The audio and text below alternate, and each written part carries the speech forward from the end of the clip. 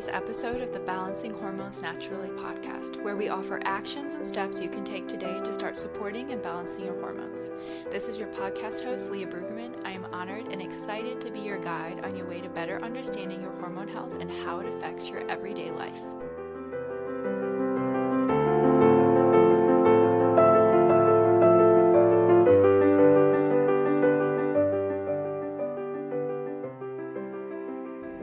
Hey ladies, and we're back for another episode of Balancing Hormones Naturally. Sorry, I have a light up right now, not that you can see this, and it literally just started to tip over, and I thought you were going to hear a massive crash, but you didn't, but you might still, so, and I'm probably not going to edit this out. Anyways, I do minimal editing on here, if you guys can't tell, more so just get the content out for you. And today we're going to be talking about stress and our HPA axis and so many things. And I'm going to try and make this a short and concise episode for you and not really lengthy. But I feel like the best analogy for this really needs diagrams, so I'm going to do my best to just use my words to paint a picture for you, but maybe I need to turn this into a YouTube video or something. Anyways, that's just my thoughts. I feel like I always need to do a life update because I keep getting behind on my episodes over here. I don't know. If you just shoot me a message on Instagram and be like, stop doing the life updates, Leah, we totally understand what's going on. Or you could be like, I love the life updates, I don't know, just you can tell me. But I have completed all of my tests for FDN. I just am waiting for the link, so they're grading everything and waiting to schedule my verbal final, and I will be officially a certified functional diagnostic nutritional practitioner. Wow, you guys, I'm so excited to be able to share that certification with you because you know that I have been doing independent study and independent research for a very long time, and I will never stop doing that because I think that it is upon us as educators to continually be looking at new studies and new research and educating ourselves. And I do think that there's very much an education bias out there, depending on where you learn things from. And I'm not saying that that doesn't exist, because it absolutely does, but I do try and make sure to always look at both sides and get a variety of different instructors and everything going on there. But I'm just really proud of the certification and graduating, because I have been doing independent research and study for so long, and I've talked to so many different practitioners and doctors and worked with them, and my clients have taught me so much, and it's just really cool to be able to finally have pieces of paper that also say I know things, even though I know that so many clients work with me, not because I have pieces of paper, but because of the results that I actually get my clients. And in the end, it's the results that speak for themselves, and that's all I want. In the end, I just want my clients to get results, and that's why I started doing what I was doing. But I am also really proud of my certification, and I'm really excited to be able to offer lab screenings. So that's what's going on in my life. Landon is 1.5. If you don't know, that's my son. And Seb is about to take his boards, so that's going to be really exciting. And that's update on my life. If you're sick of hearing that, just, tell me and I'll stop updating you on my life. Okay. Anyways, if you've made it this far, I love you. Screenshot and share this episode to your stories. It really, really means the world to me, because then I get to chat with you, and I like doing that. So, stress. Let's talk about stress and its impact on our hormones. So, first let's talk about stress, okay? And let's think about what hormones it spikes, and let's kind of think about how this is created in our body. So, stress triggers our hypothalamus to talk to our pituitary, which then talks to our adrenals, and it releases cortisol. This is not to be confused with adrenaline, because that is also produced by our adrenals.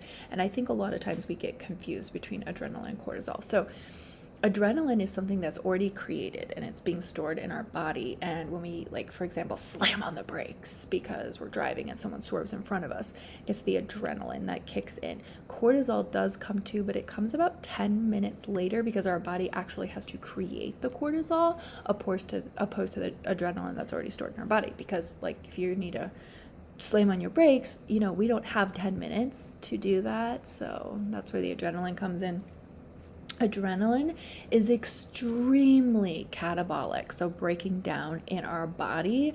And cortisol is also catabolic, but just not to the same extent that adrenaline is, okay? So I just wanted to kind of share the difference between those two, okay? Now, what does cortisol do in our body? What does our stress, it's our fight or flight hormone, what does cortisol do? Now, cortisol always gets a bad rap. People are always like, bad cortisol. And yes and no. It is catabolic, so it does break down, but there are so many other benefits to cortisol. Like, obviously, otherwise, why would our body be creating this? Our body's intelligent. And so it raises your blood sugar, it slows down digestion, and it is anti-inflammatory. Ever heard of cortisone shots? And so you're thinking, okay, why do I want it to raise my blood sugar? Because you want it to take care of you. So if your blood sugar drops and it gets too low, this can happen at nighttime, this can happen if there's too long in between eating or things like that. Our cortisol kicks in to bring our blood sugar back up. And this is really important because you don't want to die. Okay, so cortisol raises our blood sugar. Also, like if you were running from a bear, we don't necessarily need our digestion working really well because we're trying to save ourselves from the bear. And cortisol slows down your digestion because it is helping literally save you from whatever stressful situation you're going into. Okay, so we see it's anti-inflammatory. We do like that, right? So now let's talk about why chronic stress and long-term elevated levels of cortisol are not helping your hormones. Let's talk about that because I know that's what you're thinking. So we talked about the benefits. Why do we not like it? So let's think back to like ancient times, right? We just didn't have such chronic stress back in the day. We weren't looking at everyone's lives on social media. We were part of a tribe, you're part of a village, you're part of a community. They always say it takes a village to take care of your families and all of that. And you would be getting chased by a bear or you'd be going to war, and obviously that's going to raise your cortisol levels. But then you go back to peace and quiet, right? You go back and your cortisol levels can come down. But today we live in such chronic stress. We're constantly on our phones. We're constantly scrolling. We're constantly seeing the drama of what's going on with our friends. There's so much drama in our family. There's so much drama with politics, with just health issues going on. There's so much stress. And our body is trying to take care of us right now. It's trying to take care of our cortisol and save us right now. And your body goes, okay, I just have to take care of her today. I just have to take care of you today. And then tomorrow you're going to rest. So our body's going to take care of us today to its own detriment long term because you did not rest the next day. And your body restarts that cycle of like, no, I'm going to take care of her today. Got to keep pumping out this cortisol. And then tomorrow we're going to rest. But we aren't resting. We're not slowing down. We're not managing our stress. And so we have this constant output of cortisol, right? Which is catabolic, which is breaking down. And you know what your body does to keep outputting that? It slowly starts taking away from other things to help take care of it.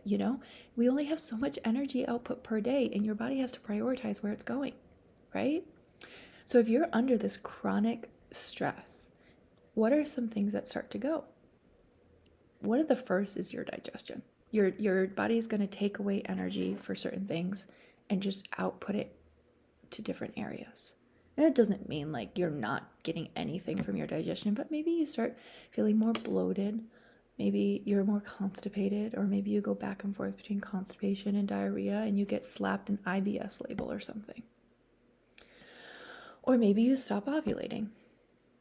Or maybe all of a sudden you have really heavy periods. Maybe you all of a sudden have really painful periods, all this inflammation that's going on, this chronic stress, is elevating those prostaglandins. Okay? So your body starts taking energy away from other things because it only has so much to output. And we have a few different phases of HPA dysfunction. So hypothalamic pituitary adrenal dysfunction. We like to call them acute, compensatory, and the exhaustive phase. So acute is when you have these high levels of cortisol because your body's outputting and you're in this very high stress situation. And then compensatory is a lot of times where you may have what look like normal levels of cortisol in your bloodstream, in your body, but you are still under the same amount of stress as before. But this is all that your body can do right now. And this is a lot of times where people start to feel a lot of symptoms. They may be wired but tired. You may be self-treating yourself with for headaches, for constipation, for digestive issues, for anxiety. But every time you may go get your labs drawn, your cortisol levels look normal. And you're like, what? And that's because you're still under extreme amount of stress, but literally this is the best that your body is outputting with cortisol right now. Okay? And then the next one, exhaustive, is when you just have really chronically low levels of cortisol and you're just exhausted. You're tired all the time. You have all this brain fog. Your digestion is poop. And you can come back from this. It's not that you're just stuck here till the end of time, but this is going to take you putting some really clear boundaries on your sleep, on your nutrition, and managing your stress. I say this all the time, and I will continue to say this. You cannot just be like, I'm going to get through this week and then I'm going to rest. I just have to get through this stressful situation. And then next week you have another stressful situation, and you keep saying that to your body. You keep breaking these promises of next week I'm going to rest. Tomorrow I'm going to rest. I just have to get through this. No, you have to learn how to manage this. Okay? Because we already talked about how this is happening with our digestion and fatigue and the brain fog. But another thing that happens is, let's talk about your steroidal hormones, your sex hormones, our progesterone, our estrogen. Your body prioritizes making cortisol over your sex hormones. This is why when people are under chronic stress, maybe ovulation disappears for them.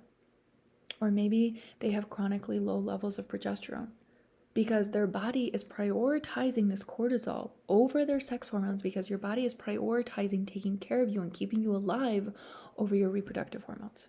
And I know we talk about it all the time. Even if you are not trying to get pregnant at this very moment, your sex hormones impact so much of your life, coming from painful periods, coming from weight gain, coming from anxiety, coming from bloating, coming from cravings, hair loss, all of these things, okay? And this is why stress is so important, okay? It's affecting your digestion. It can be affecting headaches. It can be affecting your sex hormones. And we just brush it off, When people ask how we're doing, we're like, I'm good, I'm busy. It's like we glorify the hustle. We glorify the busy. If you aren't doggone tired, if you aren't busy 24/7, if you aren't so stressed, you're doing something wrong. Why is that glorified? Why is it the busier and stressed and more frustrated you are, you're doing something right? Why are we chasing that? Okay? So I think that part of this is an emotional thing that we may have learned, that you just always have to be busy and always have to be stressed in order to be successful. I don't think that's true. I think for everything there's a season. But let's talk about ways that we can manage our stress and lower our stress levels so that we can support our body overall, our thyroid, our sex hormones, our digestion, okay? And I mean, you're going to hear me talk about stress all the time, you guys, but in every single episode, I'm going to connect it for you in another way about how it's affecting your life. But today is all about ways to manage this, okay? So I'm going to list off some of my favorite ways, and then from that, you can run with it and figure out what works for you, okay? Okay, so now bear with me. You're going to probably roll your eyes at a couple of these, and that's okay. I just want you to bear with me, okay? So my first and foremost favorite is EFT tapping, which stands for Emotional Freedom Technique. And what it is you're working with different pulse points in your body, and you are basically reorganizing like your thoughts, for lack of a better term. I would YouTube it. They're probably going to give you much better examples, but I would start off following a tutorial and then you can make your own. But you are just tapping these different pulse points and you're working through something. So let's say you are really anxious because you keep procrastinating stuff, or there's so much going on. So you just are going to tap these pulse points and be like, I am so anxious. There's so much going on. I just don't even know what to do. And just keep like feeling that in your body and tapping. And then you're going to keep the tapping going and you're going to rephrase it to like, what's one thing that I can do that's going to help this overwhelm? And you just work through it that way. I also love it because you can do it for like 3 minutes to start your day. You can do it when you are stressed and something emotional, stressful happens during your day to help just lower these stress levels, okay? Love EFT tapping. Another one that I love is self-hypnosis. And I know I lost you a couple seconds there, but I'm not talking about like woo-woo crazy hypnosis. I'm not talking about that. I'm talking about just working with your subconscious and reframing your thoughts, okay? And one of my other favorite ways to do this is to record yourself on your phone and say whatever you want to say, whether that's affirmations, whatever it is. And so things I love is like, I'm healing every day. I am so thankful that I can choose nourishing food to serve my body. Every bite that I'm taking is balancing and nourishing my hormones. I'm lowering my stress levels. I am calm. I am peaceful. Like whatever you would like. Record it on your phone and then play it with some peaceful music. Oh my gosh, and just sit there or lay there or do some stretches and just listen to that. And I love doing it before you go to bed or before you're starting your day, whatever it is. But it's just you're reprogramming your thoughts, your subconscious. Because if you play the victim and you just go, oh no, I have PCOS, so I'm never gonna lose weight. It's just the way it is. Oh, I have Hashimoto's. Like, this is just my life. And everything you always bring back to playing the victim. And this is probably a topic for another day, but the more we play the victim and the more we believe those thoughts, we're never going to be able to get out of it, right? We become what we believe, what we tell ourselves every single day. So if instead we're telling ourselves, every day I'm healing, every day I'm getting closer to feeling amazing, every day my body is feeling better, I have more energy, you're going to be believing that. Okay? And your subconscious is going to be finding ways for you to actually make that come true for you, which is huge, right? So that's why I love self-hypnosis. I also just love stretching, you guys. Stretching and listening to calming music. I can't remember the scientific data on this, but the, what is that when you, oh my goodness, my yoga people are going to be able to tell me, but the fold over, is that what it's called? When you like touch your knees or you touch your toes and then you like go to your flat back and then you like fold over. Oh my gosh, I'm totally blanking. But that literally helps put your body in a parasympathetic state, a rest and digest state. So that's one of my favorites. I love breath work. Oh, you guys, YouTube that. Just do some deep breaths. It helps improve your digestion, your stress levels. What else do I love? I love journaling. I love meditating. Journaling, you can voice note, talk through what's going on if you're a big talker, or you can journal. Sometimes it just takes 5 minutes, talking about what's going on, why you're frustrated, or even visualizing, where you want to see yourself in 5 years, just helping reprogram these thoughts. Do you see a common trend here of how it's putting yourself in a calm and peaceful state and really reprogramming these thoughts? This is a pattern I hope that you are sensing here. And I love all of these. And prayer is so important as well. I don't want to discount that. And I also think it's really important. I know people are like, oh, God knows what I'm thinking, I don't need to tell him. But, if you just sit there and tell him what's going on and pray about it, it also can bring you so much peace. So these are all of my tips that I love. If you have any others, I would love for you to share. And lastly, but not least, you need to think about where the stress is coming from and how you can remove it from your life. Is that toxic people in your life? Is this an extremely toxic work environment? And maybe it's not something you can do tomorrow. You can't just call in sick. You can't just exit from whatever's going on. But maybe it's something that you're working towards, and we're managing our stress in the meantime. You're not just waiting until it gets over. Every day, 5 minutes, 10 minutes a day, you're doing something to help bring your body back into this parasympathetic state. And you guys, 7 to 8 hours of sleep every single night. Okay? Get that wonderful sleep hygiene down. Prepping your body for bed, letting you know you're going to bed, and actually letting your adrenals do what they're supposed to at nighttime, and your liver and your kidneys help flush out at nighttime. Give your body time to do what it's supposed to do instead of being go, go, go, go, go. Anyway, that's my thoughts on stress. So let me know if you have any questions, if you have any thoughts, and I would love if you took a second to go rate and review the podcast, because it helps us reach more people. And I absolutely love your feedback, and I love chatting with you. Thank you for listening to today's episode of Balancing Hormones Naturally. If you found this helpful, I would love for you to share it with a friend and post it on your stories and tag Balancing Hormones Naturally podcast so we can get this message out. You can find me on Instagram at Leah_BRUEG, and I would absolutely love to hear from you.